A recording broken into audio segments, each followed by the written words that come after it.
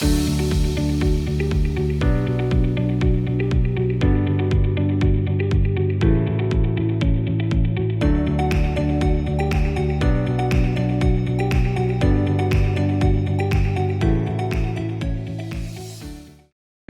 and welcome to AI Inside. It's a show where we go and talk about with the practitioners what exactly is real versus what's the hype. Uh, and we talk about what if to what next. Today I have with me Ankush Khona, who is a dear friend, but also a very proficient practitioner of analytics and data and AI for many, many years. He's done a lot of work as a consultant. He's focused a lot in mergers and acquisitions. And most recently, he was the chief data and analytics officer at a health tech company called CityBlock. Ankush, welcome. Thank you, Amaresh. It's an opportunity, and thank you for the opportunity to having this discussion. Wonderful. Ankush, you and I have chatted for many, many years in various roles. And what I wanted to do today was kind of pick up three things. I mean, obviously now data and AI is kind of at a different point in the hype cycle right now, especially Gen AI.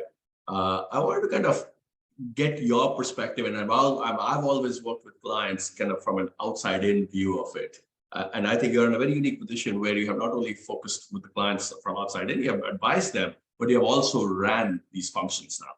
And it'll be great to get your view of what's the difference between outside in and inside out, and what's the kind of the reality that you have to deal with on a few topics. So let's start with the first one, which is kind of developing in kind of a data AI strategy, right? Now, normally, like a lot of our clients would call kind of an advisor to go and say, hey, how do you, I mean, we are embarking on a journey, or we are trying to do a broader transformation, start laying out an AI strategy.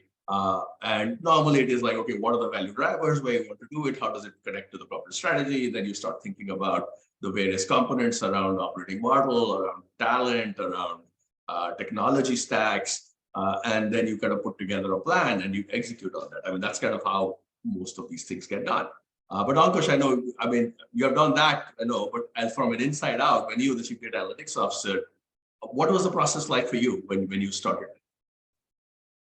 Yeah, Amresh, I think it's a great question. When I started on, being on the consulting side, often we would start with working with the senior client leadership executives to really understand, what their overarching business strategy is, what are some of the key priorities for them, where the focus points are, and then, start to really look at, what kind of business they are. And if you're a life sciences organization, if you're a US healthcare organization, what are some of the challenges that you're trying to solve near term and longer term? And then depending upon, who you are, where you are placed, how you're placed, the strategies started to get defined.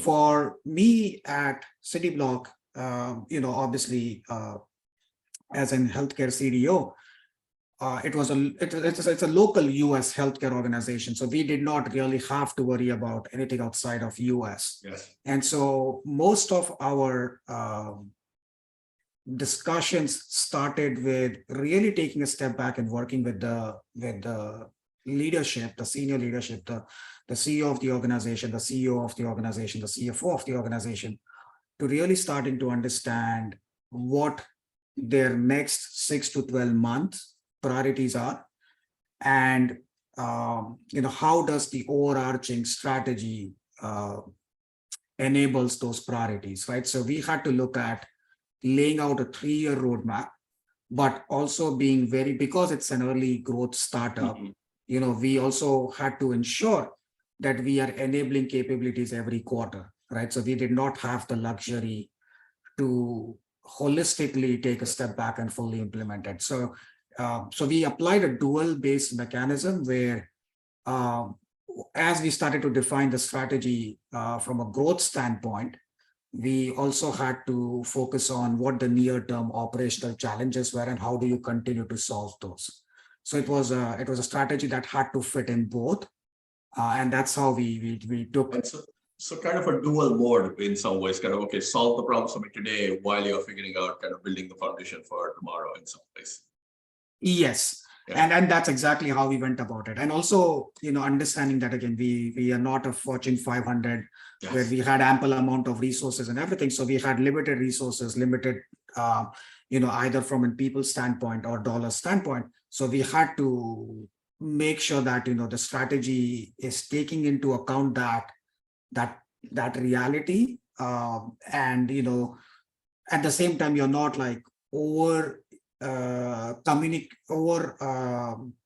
you're not trying to overly sell the strategy, but at the same time you have to make sure that you're making pragmatic progress in terms of achieving the milestones at a quick fashion.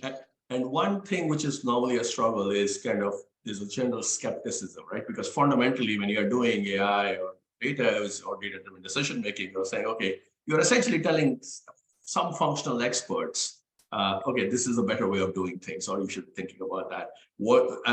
How have you encountered, and how have you managed that? The general skepticism around, okay, why do I need an analytics officer telling me how should I run my portion of the business? For us, things were a little bit different, right? I think it also starts with the maturity of the organization, correct, frankly, and the maturity of the leaders who are into that position. I don't know, I would say I was a little bit lucky in that way. Okay. Because my leaders out there at the forefront itself were very data-driven leadership. So they really understood the nuances of having the data strategy built out in the right way, and why is it so important for the organization. And because their bet was in terms of, in a way, if you take a step back, the problem that the organization was trying to solve was so unique, which has not been attempted before in the industry. They had to use data to their advantage to solving some of those very complex problems of underprivileged, underserved communities, right? And you're talking about homelessness people. How do you track them? Where do you find them? They just rush to hospital or whatever it is. So I think it was very, very intentional for them to bet on data and its capabilities, and they had to be a data-driven organization to run some of these. So in that way, I did not have to oversell the concept of data, but if you take the other way, and I'm just a little bit putting my consulting hat on, if you had stepped into an organization which wasn't very fancy about data or wasn't very wary about data, then obviously you again have to start from the top, right? Which is making sure that the leadership at the highest level really understands and is aligned.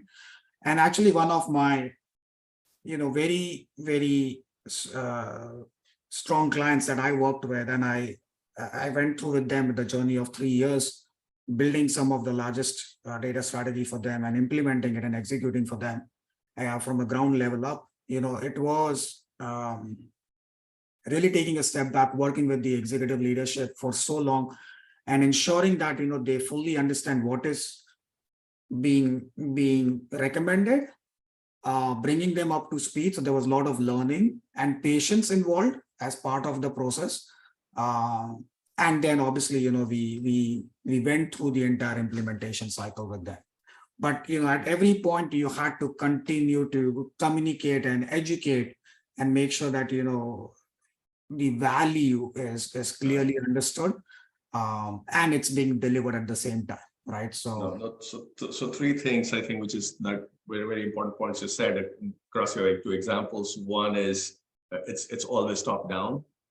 Second, the value of the kind of a dual mode. I think it's whether it's a high growth company or not, how do you actually create a dual mode strategy where you are showing the deliverables on a much more frequent basis.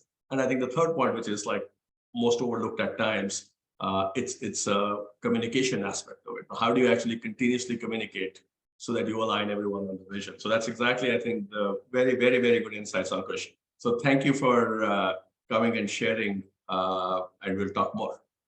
Yeah, thank you. AuxoAI.